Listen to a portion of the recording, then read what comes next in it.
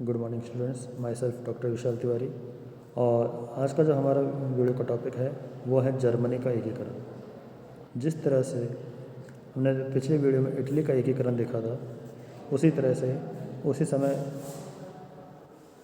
Russia जो राष्ट्र था, जो ऑस्ट्रिया वगैरह के साथ मिला हुआ था वियना कांग्रेस में, लेकिन वह एक विखंडित राष्ट्र था।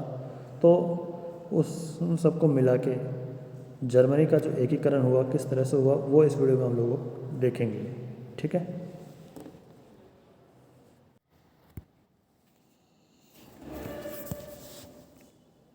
Unification of Germany and Bismarck.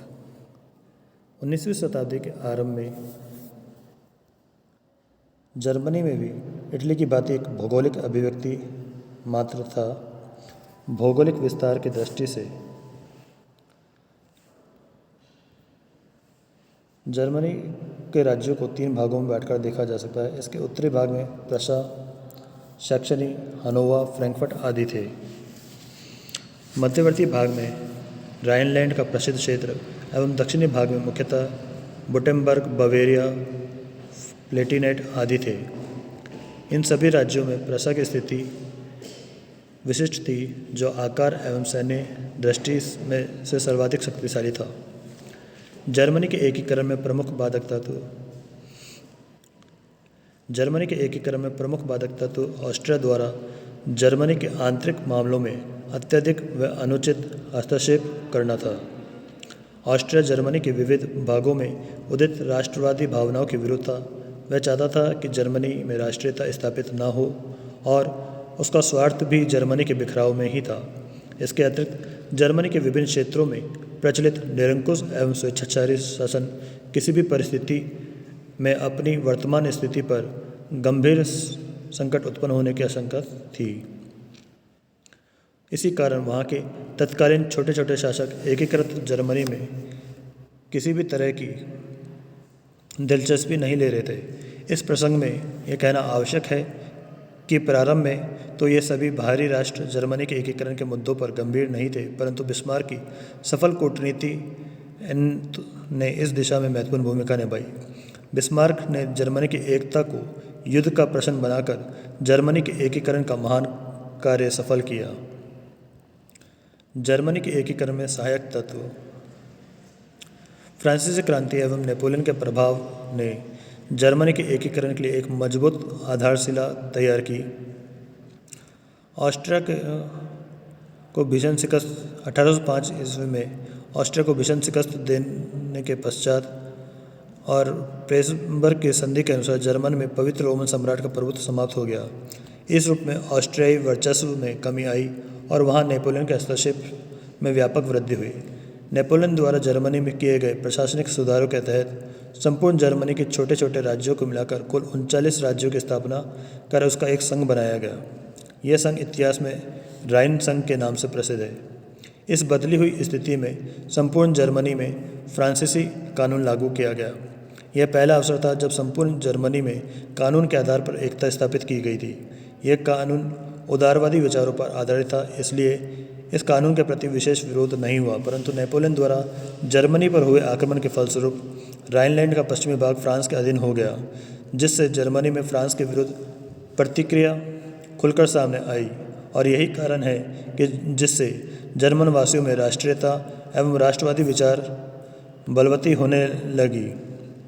यद्यपि नेपोलियन महाद्वीपीय व्यवस्था से जर्मन उद्योग व्यवसाय को तीव्र आघात पहुंचा और जर्मनी की अर्थव्यवस्था गंभीर रूप से प्रभावित हुई, लेकिन नेपोलियन के कुछ प्रयास, जैसे आर्थिक दृष्टिकोण से जर्मनी में गिल्ड प्रणाली को समाप्त कर मुक्त वाणिज्य नीति का प्रचार एवं प्रसार, विभाजित जर्मनी के 39 राज्यों को एक संघ में स्थापित करने के फलस्वरूप जर्मन वासियों में एकता का एहसास करवाना और उनमें एकीकृत जर्मनी के स्वप्न पालना विशेष महत्वपूर्ण थे। वियना कांग्रेस एवं जर्मन एकीकरण। 1815 में आयोजित वियना कांग्रेस एवं उसके पश्चात ऑस्ट्रियाई शासक मेटरनिख के प्रभाव से जर्मन देशभक्तों की सारी आशाएं धूमिल हो गई। गौरतलब है कि नेपोलियन के पतन के पश्चात होने वाले वियना कांग्रेस में जर्मनी में नेपोलियन द्वारा स्थापित राइन संघ को समाप्त कर दिया गया और उसकी जगह जर्मनी को विभिन्न उपराज्यों में बांटकर उसका एक ढीला ढाला संघ बनाया गया और ऑस्ट्रिया को उस संघ का अध्यक्ष बनाया गया।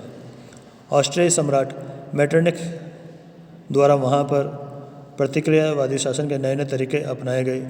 दक्षिणी जर्मनी के क्षेत्रों में विकसित हो रही उदारवादी प्रकृति तथा यथा विश्वविद्यालय एवं प्रेस की स्वतंत्रता के सार्थक प्रयास ने मेटरनिख की संख्या में वृद्धि कर दी। अतः इन पर कठोर नियंत्रण लगाया गया और ये उदारवादी प्रयास तत्काल निरर्थक साबित हुए। मेटरनिख के इस प्रतिक्रियावादी प्रयासों के फलस्वरूप जर्मन देशभक्तों में घोर निराशा का संचार हुआ और उन्होंने विभिन्न क्रांतिकारी गुप्त समितियों के माध्यम से राष्ट्रीयता तथा राजनीतिक एकता के प्रयास को जारी रखा। 1830 एवं 1848 ईस्वी की फ्रांसीसी क्रांति के प्रभाव, the impact of 1830 and 1848 French revolution. 1830 एवं 1848 में फ्रांस में हुई क्रांति के फलस्वरूप जर्मनी के विभिन्न क्षेत्रों में भी विद्रोह की चिंगारी लग गई। 1830 की क्रांति के क्रम में ही जर्मन शासकों पर अपने यहाँ उदारवादी संविधान लागू करने के लिए प्रभावी दबाव पड़ा और अंततः इनमें से कुछ शासकों द्वारा संविधान लागू भी किया गया, परंतु मेटरनिख के तीव्र दबाव में आकर इन शासकों को यह संविधान निरस्त करना पड़ा। 1848 की क्रांति ने पुनः एक बार जर्मन राष्ट्रवादियों में नई जागृति का संचार किया। वास्तव में इस क्रांति के फलस्वरूप ऑस्ट्रिया में हुए व्यापक विद्रोह ने मेटरनिख की सत्ता को समाप्त कर दिया और उसने भागकर इंग्लैंड में शरण लिया। ऑस्ट्रिया के क्रांतिकारियों की इस महान विजय से प्रेरित होकर जर्मनी के और राज्यों में भी विद्रोह हुए। फलतः अनेक जर्मन शासकों को विवश होकर उदारवादी संविधान लागू करने पड़े, परंतु थोड़े ही दिनों में ऑस्ट्रिया के इस प्रयास को अंततः कुचल दिया गया और एक बार पुनः चातुर्दिक प्रतिक्रिया का राज्य स्थापित हो गया। औद्योगिक विकास एवं जोलवेरिन की स्थापना। प्रसा जैसे जर्मन राज्य के नेतृत्व में जोलवेरिन अर्थात चुंगी संघ की स्थापना ने जर्मनी के आर्थिक एकीकरण में महत्वपूर्ण भूमिका निभाई। इस व्यवस्था के तहत सदस्य राज्यों के मध्य आपस में बिना चुंगी करों का भुगतान किए निर्बाध रूप से माल का आयात निर्यात होने लगा। इस व्यवस्था से आंतरिक व्यापार को काफ़ी बढ़ावा मिला और 1834 ईस्वी तक जर्मनी के लगभग प्रमुख राज्य जोलवेरिन की सदस्यता ग्रहण कर चुके थे। अतः आर्थिक आधार पर जर्मनी के एकीकरण ने इसके राजनीतिक एकीकरण को एक प्रगतिशील आयाम प्रदान किया। चूँकि जोलवेरिन का नेतृत्व प्रशा कर रहा था, अतः राजनीतिक एकीकरण की भूमिका प्रशा के नेतृत्व में ही तैयार होने लगी। इसी आर्थिक संघ के आधार पर प्रशा जर्मन के नेता के रूप में सामने आया। एकीकरण में कोयला और लोहा की भूमिका अर्थात औद्योगिक विकास। जर्मनी के एकीकरण के संबंध में एक तरीके से औद्योगिक विकास अर्थात कोयला और लोहे की भूमिका ने भी राजनीतिक एकता की पृष्ठभूमि तैयार की। प्रशा के नेतृत्व में आर्थिक संघ जोलवेरिन अस्तित्व में आ चुका था, जिसने कि राजनीति को प्रोत्साहित किया था। औद्योगिक क्रांति से इस व्यवस्था को पर्याप्त बढ़ावा मिला। चूँकि प्रशा के क्षेत्रों में कोयले एवं लोहे के प्रचुर भंडार थे और वह जोलवेरिन के नेतृत्वकर्ता के रूप में भी उभरा था, अतः नए नए उद्योग धंधों एवं रेल मार्गों के निर्माण को पर्याप्त प्रोत्साहन मिला। सूती वस्त्रोद्योग का तो कायाकल्प ही हो गया। इस समय औद्योगिक विकास में रेलवे ने भी पर्याप्त निर्णायक भूमिका निभाई। बड़ी मात्रा में रेलवे लाइन का विस्तार हुआ। जर्मनी के प्रत्येक प्रमुख शहरों को रेलों के द्वारा जोड़ दिया गया। फलतः जर्मनी में भौगोलिक एकता की भावना को बल मिला और आवागमन में तीव्रता आई। व्यापार के विकास हेतु आदर्श स्थिति बनी। एक क्षेत्र के लोगों का दूसरे क्षेत्र के लोगों के साथ वैचारिक आदान प्रदान स्थापित हुआ। राइन क्षेत्र के कोयले एवं लोहे की खानों के अधिकाधिक उपयोग से जर्मनी के तत्कालीन व्यवस्था में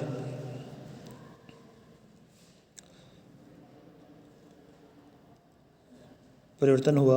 औद्योगिकरण के फलस्वरूप पूंजीपतियों एवं उद्योगपतियों का प्रभाव बढ़ा और इस वर्ग ने जर्मन राजनीति में विशेष रूप से सक्रियता दर्ज कराई। यह वर्ग जर्मनी के एकीकरण एवं मजबूत केंद्रीय सत्ता की स्थापना के पक्षधर थे, ताकि उनके व्यावसायिक हितों को संरक्षण मिल सके। औद्योगिकरण प्रशा जैसे राज्यों के लिए विशेष रूप से लाभप्रद रहे और प्रशा को एक शक्तिशाली सेना के संगठन में सफलता मिली। औद्योगिकरण में जो आवश्यक तत्व था वह विशेष रूप से कच्चे माल की प्राप्ति एवं निश्चित बाजार की आवश्यकता थी। इस दृष्टि से संयुक्त जर्मनी एक महान शक्ति के रूप में उपनिवेशों की होड़ में यथासंभव स्थान बनाने में सफल हो सकता था। अतः सभी उद्योगपति अपने व्यावसायिक हितों को ध्यान में रखकर प्रशा को सहयोग देते हेतु बढ़ चढ़कर भाग ले रहे थे। यह प्रवृत्ति इतनी स्पष्ट थी कि जर्मनी के एकीकरण के एक महान पक्ष के रूप में कोयले एवं लोहे पर विकसित हुए औद्योगिकरण को रेखांकित किया जा सकता है। स्याही और कागज अर्थात दार्शनिकों की भूमिका। जर्मनी में राष्ट्रवादी भावनाओं के विकास में प्रबुद्ध वर्गों की भी भूमिका रही है। इस संबंध में हीगल, इमैनुएल कांट, हम्बोल्ट, नोवालिस आदि का नाम अग्रणी है। उन्होंने अपनी लेखनी के माध्यम से जनमानस में राष्ट्र प्रेम एवं राष्ट्र गौरव की भावनाओं का प्रसार किया। हीगल ने बताया कि राज्य ही सार्वलौकिक विचारधारा का सर्वोत्तम रूप है, अतः राज्य की सत्ता एवं स्थान सर्वाधिक ऊपर है। प्रशा का चांसलर बिस्मार्क हीगल के राज्य की सार्वभौमिक सत्ता की विचारधारा से काफ़ी प्रभावित था। इस संबंध में इमैनुएल कांट की भूमिका भी प्रशंसनीय रही है, जिन्होंने जर्मन दर्शन को एक नई दिशा दी और जर्मन उदारवाद को स्वतंत्रता का आदर्श रूप देकर उसमें निखार लाया। हम्बोल्ट, जो प्रशा का शिक्षा मंत्री था, ने व्यक्तिगत स्वतंत्रता के मुद्दों को जोरदार वकालत की तथा उसी के परिश्रम का प्रतिफल था कि जर्मन उदारवादियों को प्रेस की स्वतंत्रता प्राप्त हुई। नोवालिस, जो एक महान लेखक एवं कवि था, उसकी रचनाओं से जर्मनी का सांस्कृतिक जीवन स्पष्ट रूप से उजागर हुआ। इसके अलावा जर्मनी में राष्ट्रीय चेतना के विकास में जर्मन कवि आंडर्ट का भी सराहनीय योगदान रहा, जिसने देश प्रेम से भरी कविताओं के माध्यम से जर्मन वासियों में राष्ट्रवादी विचारधाराओं को सच्चे रूप में नई दिशा प्रदान की। इस प्रकार हम कह सकते हैं कि जर्मनी में कवियों ने राष्ट्र की महानता के गीत गाए, दार्शनिकों ने जर्मनी को एक महान देश बताया है, इतिहासकारों ने जर्मनी के प्राचीन गौरव पर प्रकाश डाला, तो साहित्यकारों एवं लेखकों ने जर्मन वासियों में राष्ट्रीय भावनाओं को जगाया। इन्हीं सब तत्वों के अवलोकन के आधार पर हम कह सकते हैं कि जर्मनी के एकीकरण के संबंध में स्याही एवं कागज की शक्ति ने राष्ट्रवाद के विकास में सराहनीय कार्य किए।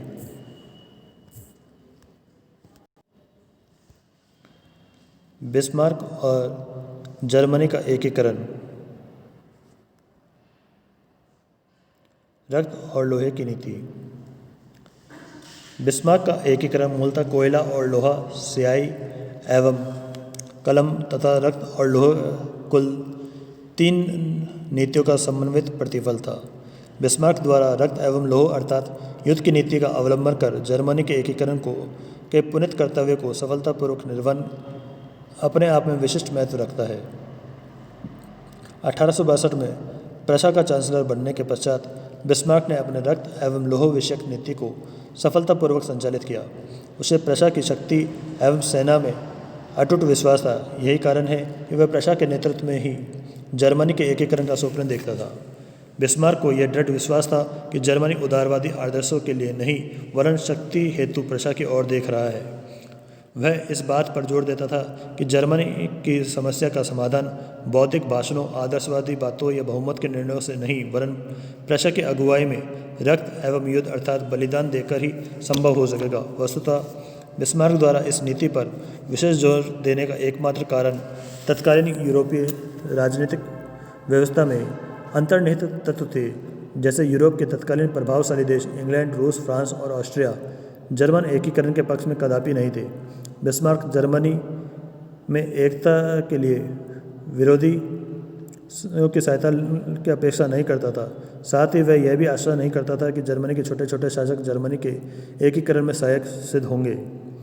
बिस्मार्क को इस बात का पक्का विश्वास था कि जर्मनी की एकता के लिए प्रशा से युद्ध करना ही सर्वोत्तम मार्ग होगा और इन युद्धों के द्वारा जर्मनी में राष्ट्रीयता की भावना एवं जर्मन वासियों में अपने शासकों के विरुद्ध विद्रोह कराकर प्रशा में मिलने हेतु प्रेरित करना ही कारगर होगा। बिस्मार्क की लोह एवं युद्ध की नीति प्रशा की सामरिक नीतियों से भी मेल खाती थी। अतीत में प्रशा को फ्रेडरिक महान के सामरिक दृष्टिकोण से एक महान राज्य बनाने की कोशिश की थी। इसके अतिरिक्त जर्मनी के उत्तरी राज्यों के ने लगभग 1862 ईस्वी तक यह भलीभांति देख लिया था कि जर्मन संघ से ऑस्ट्रिया को तब तक निष्कासित नहीं किया जा सकता था जब तक प्रशा एवं ऑस्ट्रिया के बीच खुलेआम आमने सामने भिड़ंत न हो जाए। यह वह नीति थी जो निश्चित रूप से बिस्मार्क की नीति से मेल खाती थी, क्योंकि बिस्मार्क का जर्मनी के एकीकरण विषयक सिद्धांत मूल रूप से प्रशा के राज्य का महज विभिन्न जर्मन राज्यों पर विस्तार मात्र था। यह महज संयोग मात्र ही था कि प्रशा का चांसलर बिस्मार्क एवं सम्राट विलियम प्रथम के राजनीतिक विचारों में अपेक्षित समानता थी। अतः एकीकरण के इस अभियान में अपने सम्राट का पूरा सहयोग एवं समर्थन बिस्मार्क को प्राप्त हुआ। जर्मनी के एकीकरण में हेतु बिस्मार्क ने सफल कूटनीति का संचालन किया, विदेशी शक्तियों से समझौते किए एवं युद्ध लड़े। कुल मिलाकर 1864 से 1870 के मध्य की अवधि में उसने डेनमार्क, ऑस्ट्रिया तथा फ्रांस को पराजित कर जर्मनी के एकीकरण के कार्य को सफलतापूर्वक समापन किया। बिस्मार्क के नेतृत्व में जर्मनी का एकीकरण और विभिन्न चरण। एकीकरण का प्रथम चरण डेनमार्क के साथ युद्ध, स्लेस्विग और होल्स्टीन की समस्या। बिस्मार्क इस बात को अच्छी तरह से समझता था कि ऑस्ट्रिया को जर्मनी से निकाले बिना एकीकृत जर्मनी की परिकल्पना साकार नहीं हो सकती। अतः कुछ ऐसी परिस्थितियों की खोज में था ताकि वह इस विषय पर अपनी कार्य योजना का क्रियान्वयन कर सके। यह संयोग ही था कि इस स्लेस्विग एवं होल्स्टीन प्रदेशों की समस्या से उत्पन्न हो गई और इसी समस्या ने बिस्मार्क को अपनी योजनाओं व नीतियों को लागू करने का उपयुक्त अवसर दिया। स्वाभाविक रूप से बिस्मार्क प्रशा को सैन्य दृष्टि से शक्तिशाली बनाकर उसकी मारक शक्ति को जांचना चाहता था ताकि प्रशा ऑस्ट्रिया के संभावित युद्ध में ऑस्ट्रिया को किसी भी प्रकार का मौका नहीं दिया जा सके। इसी विचार से अभिप्रेरित होकर वह अपनी सेना को पहले ऑस्ट्रिया के साथ नहीं बल्कि किसी दूसरे देश के साथ लड़ाना चाहता था। स्लेस्विग एवं होल्स्टीन जैसे डचियों की समस्या इसी जांच के रूप में काम आई। वास्तव में स्लेस्विग एवं होल्स्टीन नामक डच प्रदेश प्रशासन के अधीन था, परंतु उस पर डेनमार्क का अधिकार नहीं था। इन दो डच प्रदेशों के बारे में विशेष उल्लेखनीय बात यह थी कि स्लेस्विग में जर्मन एवं डेन दोनों जातियों के लोग निवास करते थे, जबकि होल्स्टीन में मुख्यतः जर्मन जाति के लोग थे। जबकि स्लेस्विग तब बदलने लगी जब 1863 में डेनमार्क के तत्कालीन राजा क्रिश्चियन नवम द्वारा एक संविधान बनाकर स्लेस्विग को डेनमार्क में मिलाने एवं होल्स्टीन को डेनमार्क से बांधने की चेष्टा की गई। डेनमार्क के राजा के इस अन्यायपूर्ण कदम के विरुद्ध उक्त दो डच प्रदेशों में तीव्र प्रतिक्रिया हुई। बिस्मार्क ने इस अवसर का लाभ जर्मन एकीकरण हेतु उठाना चाहा। इस कड़ी का महत्वपूर्ण पक्ष था बिस्मार्क ऑस्ट्रिया के बीच होने वाली संधि, जो डेनमार्क को 48 घंटे का अल्टीमेटम देकर उपयुक्त घोषणा को निरस्त करने की चेतावनी थी। परंतु डेनमार्क के असंतोषजनक रुख ने ऑस्ट्रिया एवं प्रशा को आक्रमण करने के लिए बाध्य कर दिया और अंततः डेनमार्क की पराजय हुई। पराजय के पश्चात स्लेस्विग एवं होल्स्टीन डेनमार्क अधीनता से मुक्त होकर ऑस्ट्रिया एवं प्रशा के अंतर्गत आ गए, परंतु यही वह मोड़ था जहां प्रशा एवं ऑस्ट्रिया के बीच विवाद की जड़ें उत्पन्न हुई थी। इन दोनों प्रदेशों की भावी व्यवस्था के प्रश्न एवं ऑस्ट्रिया के मध्य मतभेद उत्पन्न हो गए। प्रशा एवं ऑस्ट्रिया के मध्य मतभेद उत्पन्न हो गए। बिस्मार्क की इच्छा ऑस्ट्रिया के विरुद्ध इन प्रदेशों में मिलाना था, क्योंकि वास्तविकता वह थी कि बिस्मार्क ऑस्ट्रिया से भी युद्ध चाहता था और ऑस्ट्रिया की पराजय से ही जर्मनी के एकीकरण का मार्ग प्रशस्त हो सकता था। अपनी योजना को सफल बनाने के उद्देश्य से बिस्मार्क ने ऑस्ट्रिया के साथ 1865 ईस्वी में गैस्टाइन की संधि की और तय किया कि जब तक कोई अंतिम निर्णय नहीं हो जाता तब तक होल्स्टीन ऑस्ट्रिया के अधीन एवं स्लेस्विग के प्रशा के अधीन रहेगा। वास्तव में देखा जाए तो गैस्टाइन की यह संधि बिस्मार्क की एक महान कूटनीतिक विजय थी। होल्स्टीन प्रदेश में शुद्ध रूप से जर्मन जाति के लोग बहुसंख्यक थे और वे न सिर्फ सांस्कृतिक दृष्टिकोण से वरन भौगोलिक दृष्टिकोण से भी प्रशा के निकट थे। ऐसी परिस्थिति में वह किसी भी समय होल्स्टीन पर अधिकार कर सकता था। कुल मिलाकर यह व्यवस्था ऑस्ट्रिया के लिए गले की हड्डी बन गई।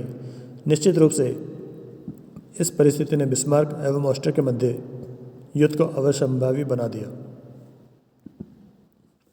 एकीकरण का द्वितीय चरण प्रशा ऑस्ट्रिया युद्ध सन 1866 ईस्वी।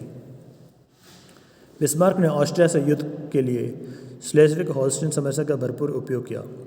ऑस्ट्रिया से युद्ध करने से पूर्व उसने ऑस्ट्रिया को कूटनीतिक दृष्टि से काफ़ी से एकाकी करने का अर्थात यूरोप में उसे मित्रविहीन बनाने का निश्चय किया। इसके लिए उसने रूस, फ्रांस और पिडमोंट सार्डिनिया से पृथक संध्या कर प्रशा ऑस्ट्रिया युद्ध की भावी स्थिति में तटस्थ रहने का वचन प्राप्त कर लिया। 1854-56 में क्रीमिया युद्ध में प्रशा की तटस्थता तथा 1863 में पोलैंड में हुए विद्रोह के समय प्रशा द्वारा रूसी सरकार को सहायता के कारण प्रशा के प्रति रूसी सहानुभूति थी। वास्तव में बिस्मार्क यह कभी नहीं चाहता था कि प्रशा की सीमा पर एक स्वतंत्र शक्ति के रूप में पोलैंड का अस्तित्व हो, क्योंकि एक संगठित पोलैंड भविष्य में प्रशा के लिए बड़ा खतरा उत्पन्न हो कर सकता था। ऐसी स्थिति में उसने पोलैंड के विरुद्ध रूस को सहायता प्रदान की और जर्मनी के एकीकरण हेतु रूस की मित्रता हासिल की। बिस्मार्क ने फ्रांस के सम्राट नेपोलियन तृतीय से 1865 में एक संधि कर उसे तटस्थ रहने के लिए पर सहमत कर लिया। बिस्मार्क ने अस्पष्ट ढंग से कुछ ऐसे क्षेत्रों को देकर नेपोलियन तृतीय को फ्रांसीसी तटस्थता का मूल्य चुकाने का वायदा किया जो वास्तव में प्रशा के नहीं थे। इसके अलावा नेपोलियन तृतीय यह आशा कर रहा था कि प्रशा ऑस्ट्रिया युद्ध के फलस्वरूप दोनों की शक्ति में होने वाली कमी फ्रांस को अपना प्रभुत्व बढ़ाने का उपयुक्त अवसर प्रदान करेगा। बिस्मार्क ने प्रशा की सहायता हेतु इटली के ऑस्ट्रिया के प्रति तीव्र रोष का उपयोग किया। वास्तव में इटली का एक भाग वेनेशिया अभी तक ऑस्ट्रिया के अधीन ही बना हुआ था और बिना विदेशी सहायता से उसे स्वतंत्र नहीं कराया जा सकता था। अतः बिस्मार्क ने इटली से एक संधि की जिसके तहत प्रशा द्वारा ऑस्ट्रिया पर आक्रमण करने की स्थिति में इटली द्वारा ऑस्ट्रिया प्रभुत्व वाले वेनेशियाई क्षेत्र को जीत लेने की बात तय हुई। इस तरह से बिस्मार्क ने इटली को भी अपने पक्ष में कर लिया। इसी बीच स्लेस्विग और होल्स्टीन के युद्धों को लेकर ऑस्ट्रिया प्रशा के बीच तनाव बढ़ गया, जो 1866 ईस्वी में युद्ध को हुआ और उसे 7 सप्ताह का युद्ध भी कहा जाता है। तो एग्जाम में क्वेश्चन आता है कि 7 सप्ताह का युद्ध कौन सा है, तो वो कौन सा युद्ध था?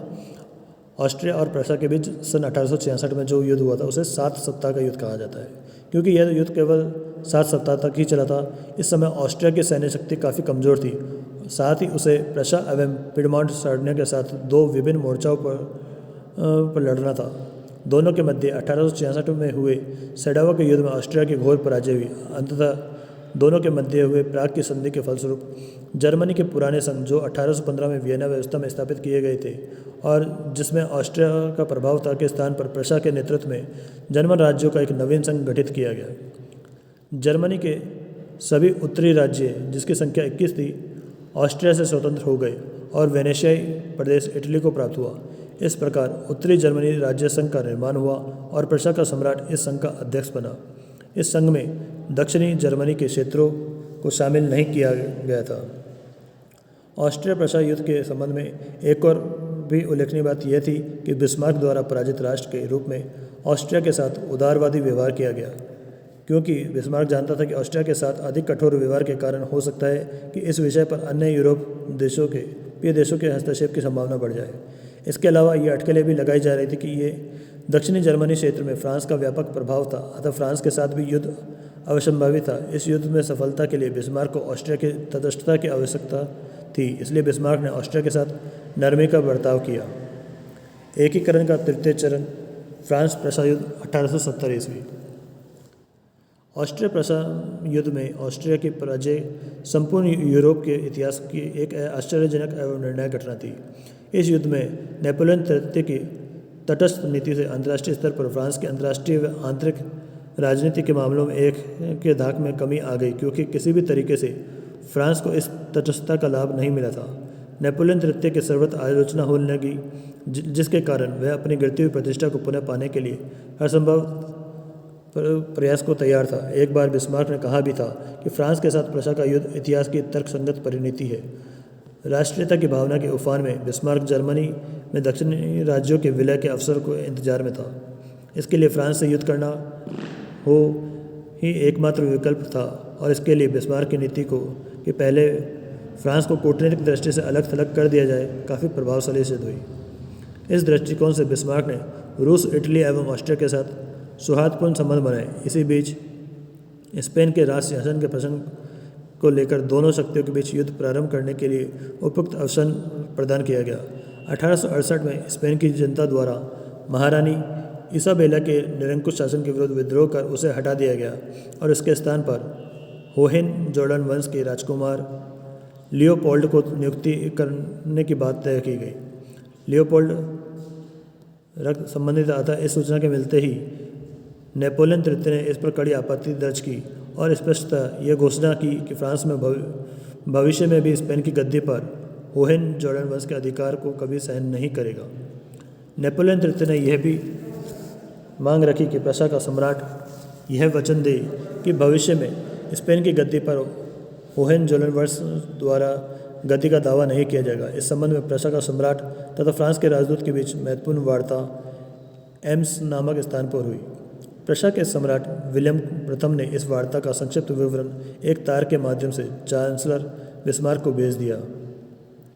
अवसर का लाभ उठाकर बिस्मार्क द्वारा तार की भाषा को समाचार पत्रों में इस तरीके से प्रस्तुत किया गया कि दोनों देशों की जनता में एक दूसरे के प्रति तीव्र आक्रोश एवं उत्तेजना उत्पन्न हो गई।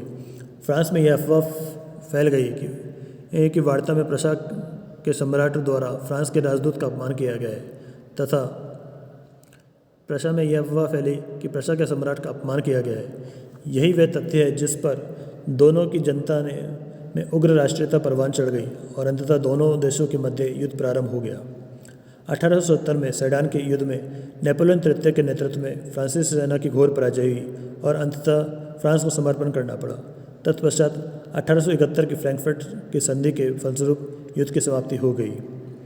प्रशा की यह एक बहुत बड़ी उपलब्धि थी क्योंकि इस संधि के तहत फ्रांस को प्रसिद्ध प्राकृतिक संसाधन वाले अल्सास लॉरेन क्षेत्र प्रशा को देने पड़े तथा हर्जाने के रूप में बड़ी धनराशि एक निश्चित समय सीमा में देने की बात भी तय की गई। इस प्रकार जर्मनी के एकीकरण की प्रक्रिया पूर्ण हुई। जर्मनी में एक संगठित जर्मन साम्राज्य की स्थापना हुई जो राष्ट्रवाद एवं सैन्यवाद का प्रबल समर्थक था। इस क्रम में फ्रांस व जर्मनी के मध्य तनाव के जो बीज बोए गए जिसे फ्रांस कभी नहीं भूल पाया और उसका समृद्ध अल्सास लॉरेन क्षेत्र प्रशा के पास चला गया और वर्साय के राजमहल में प्रशा के सम्राट विलियम प्रथम को जर्मनी का सम्राट घोषित किया गया। जर्मनी के एकीकरण के अंतिम क्षण में इटली के एकीकरण की प्रक्रिया भी संपन्न हुई। फ्रांस प्रशा युद्ध के क्रम में इटली स्थित पोप के राज्य की सुरक्षा हेतु नियुक्त फ्रांसीसी सेना की वापसी से रोम के विलय का मौका मिल गया और इस रूप में इटली का एकीकरण का कार्य भी पूर्ण हो गया। बिस्मार्क एवं उसकी नीतियाँ। बिस्मार्क का जन्म 1 अप्रैल 1815 को बेडनबर्ग में हुआ था।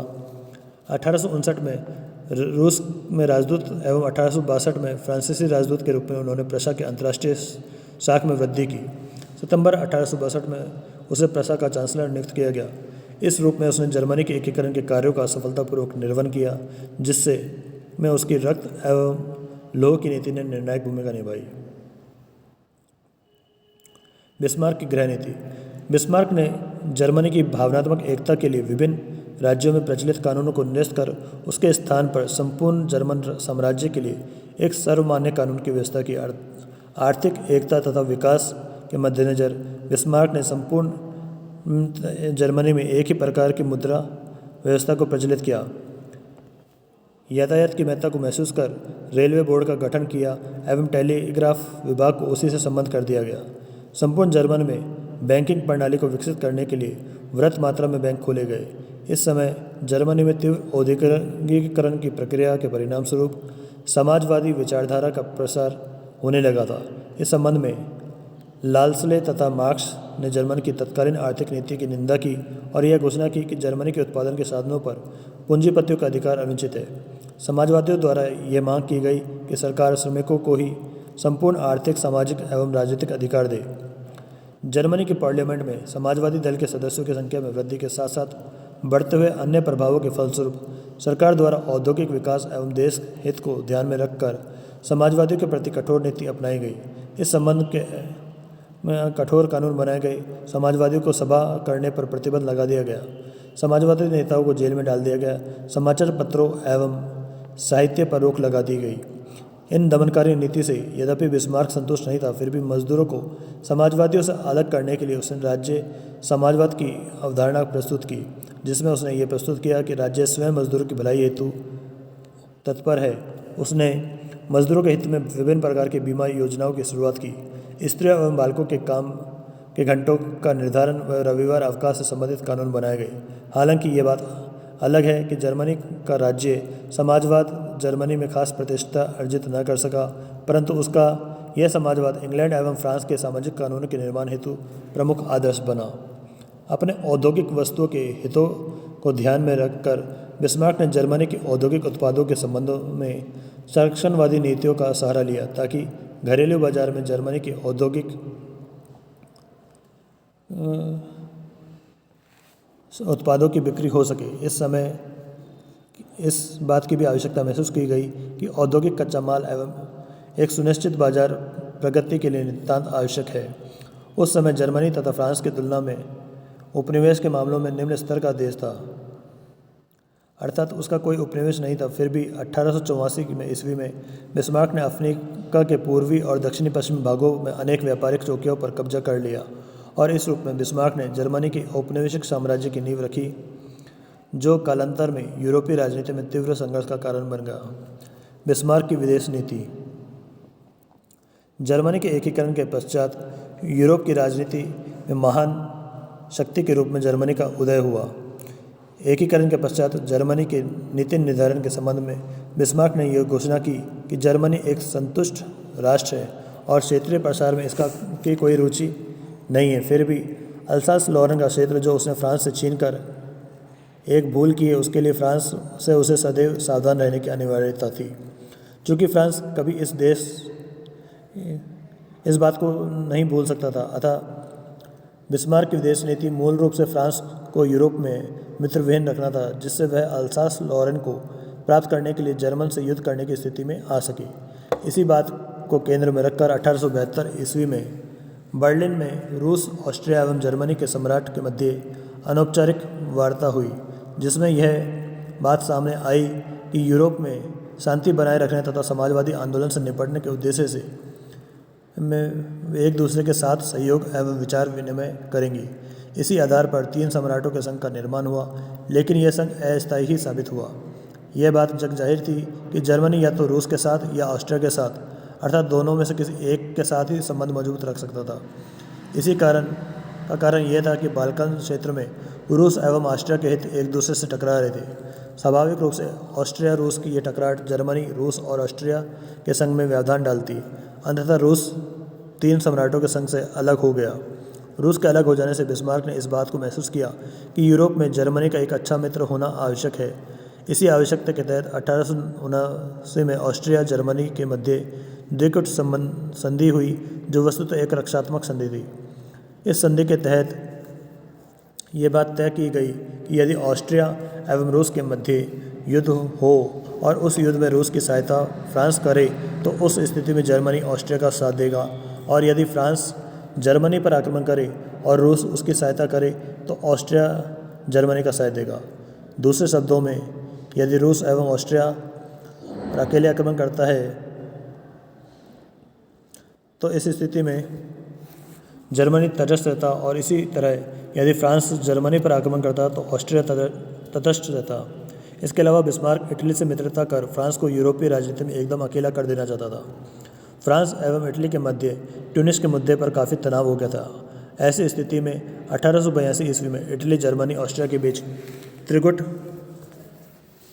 संधि नामक प्रसिद्ध संधि हुई। तत्कालीन यूरोपीय राजनीति में इस संधि का विशेष महत्व है, क्योंकि इस संधि के अनुसार यह तय किया गया था कि यदि फ्रांस इटली पर आक्रमण करता है तो उसे स्थिति में जर्मनी एवं ऑस्ट्रिया इटली की सहायता करेंगे। यदि फ्रांस जर्मनी पर आक्रमण करे तो इटली द्वारा जर्मनी को सहायता दी जाती, और यदि अन्य 2 देश जैसे फ्रांस एवं रूस त्रिगुट के किसी भी देश पर आक्रमण करे तो उस स्थिति में त्रिगुट के तीनों देश मिलकर उसका सामना करेंगे। यह संधि वैसे तो सिर्फ 5 वर्षों के लिए की गई, परंतु समय समय पर हुए नवीनीकरण के पश्चात यह त्रिगुट संघ 1915 तक कायम रहा। यह एक गुप्त संधि थी जिसने यूरोपीय राजनीति में विभिन्न देशों के मध्य आपसी हितों की रक्षा हेतु गुटबंदी करने को बाध्य किया तथा विभिन्न यूरोपीय देशों में अविश्वास, घृणा, नफरत आदि को पर्याप्त बढ़ावा मिला, जिससे विभिन्न देशों में व्यापक तनाव बढ़ा, और यही तनाव प्रथम विश्व युद्ध की पृष्ठभूमि के रूप में सामने आया। बिस्मार्क की एक और कूटनीतिक चाल थी रूस के साथ मित्रता की संधि। बिस्मार्क किसी भी हालत में रूस की दोस्ती नहीं खोना चाहता था।